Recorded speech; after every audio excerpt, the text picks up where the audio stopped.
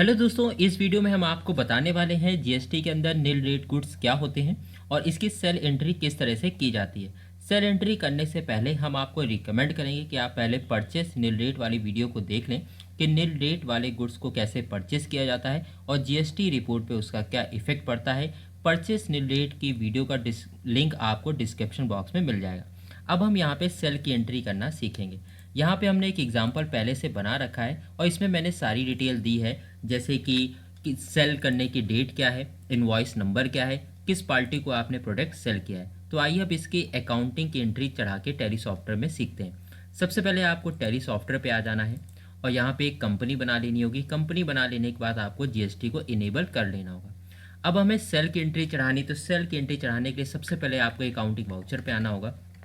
अब cell voucher को activate करने के लिए आपको कीबोर्ड से F8 वाली बटन को प्रेस करना होगा। अब यहाँ पे सबसे पहले देखिए, यहाँ पे 1 अप्रैल 2024 डेट आ रही है और जो आपकी डिटेल यहाँ पे दी गई एग्जाम्पल में वो डेट है 2 अप्रैल की। तो डेट को चेंज करने के लिए आपको कीबोर्ड से F2 वाली बटन को प्रेस करना है और यहाँ पे 02 और -04 और -2024 लिखकर आपको एंटर कर देना है। अब देखिए यहाँ पे डेट चेंज हो चुकी है। अब यहाँ पे आपको रेफरेंस नंबर देना है, जो कि हमारा रेफरेंस नंबर था 135, तो हम यहाँ लिख देते हैं 135, एंटर कर देते हैं।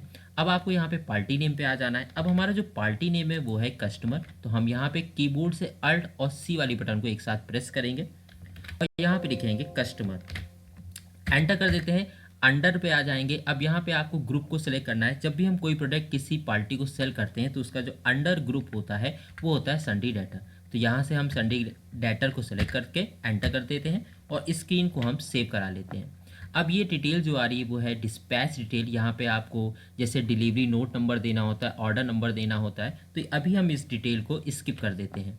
अब यहाँ पे कह रहा है सेल्स लेजर, तो आपको कीबोर्ड से अल्ट और सी वाली बटन को प्रेस करना है और यहाँ पे एक लेजर बना लेना होगा सेल नील रेट, एंटर कर देते हैं। अब जो इसका अंडर ग्रुप आपको सेलेक्ट करना है वो है sale account. Sale account select करते हुए आपको टाइप ऑफ सप्लाई पे आ जाना है और यहाँ से आपको गुड्स को सेलेक्ट करना है और यहाँ से हम गुड्स को सेलेक्ट करते हैं और एंटर करते हुए स्क्रीन को सेव करा लेते हैं। अब सबसे ज़रूरी चीज़ है टैक्स क्लासिफिकेशन डिटेल को सेलेक्ट करना। अब यहाँ से आपको सेल्स नील रेट वाले ऑप्शन को सेलेक्ट करना है, तो वो भी दोस्तों ध्यान से सेलेक्ट करिएगा। तो यहाँ से सेल्स नील रेट को ही सेलेक्ट करना है क्योंकि ये ज़रूरी है। अब यहाँ से हम एंटर कर देते हैं। अब आपसे कह रहा है नेम ऑफ आइटम। अब जो हमारा नेम ऑफ आइटम है वो है नमक, तो हम यहाँ पे अल्ट और सी वाली बटन को प्रेस करेंगे और लिख देंगे साल्ट, एंटर कर देते हैं। अब जो इसकी यूनिट है वो है पैकेट, तो हम अल्ट और सी के साथ बना लेते हैं यूनिट को। अब यूनिट क्वांटिटी कोड में भी हम पैकेट को सेलेक्ट करेंगे, यहाँ से एंटर करके स्क्रीन को सेव कराते हैं। अब जीएसटी एप्लीकेबल में आपको यहाँ पे एप्लीकेबल रखना है और सेट अल्टर जीएसटी डिटेल को आपको यस करना है। यस करते हुए आपको इस स्टॉक आइटम का आपका डिस्क्रिप्शन देना है, जैसे हमने यहाँ पे लिख दिया शार्ट, और HSN कोड मैंने लिख दिया यहाँ पे 1221, एंटर कर देते हैं। कैलकुलेशन टाइप में आपको ऑन वैल्यू सेलेक्ट करना है और टैक्सेबिलिटी में देखिए हमारे पास यहाँ 3 ऑप्शन दिखाई दे रहे हैं, एग्जेम्प्टेड, नील रेट और टैक्सेबल। जो हमारे गुड्स हैं वो है नील रेट वाली, तो आपको यहाँ से नील रेट को सेलेक्ट करके एंटर कर देना है और यहाँ से टाइप ऑफ सप्लाई में गुड्स को सेलेक्ट करके एंटर करते हुए स्क्रीन को सेव करा देना।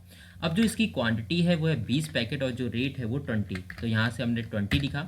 अब इसका जो रेट है वो 20 है, एंटर कर देते हैं। अब देखिए यहाँ पे अगर हम CGST के लेजर बनाएंगे, CGST के लेजर हो आपका जाएगा ड्यूटीज़ एंड टैक्स के अंदर। यहाँ से हम टाइप्स और ड्यूटी टाइप में GST सेलेक्ट करेंगे और सेंटर टैक्स को सेलेक्ट करते हुए एंटर कर देंगे। अब देखिए यहाँ पे कोई भी CGST यहाँ से कैलकुलेट नहीं हुआ।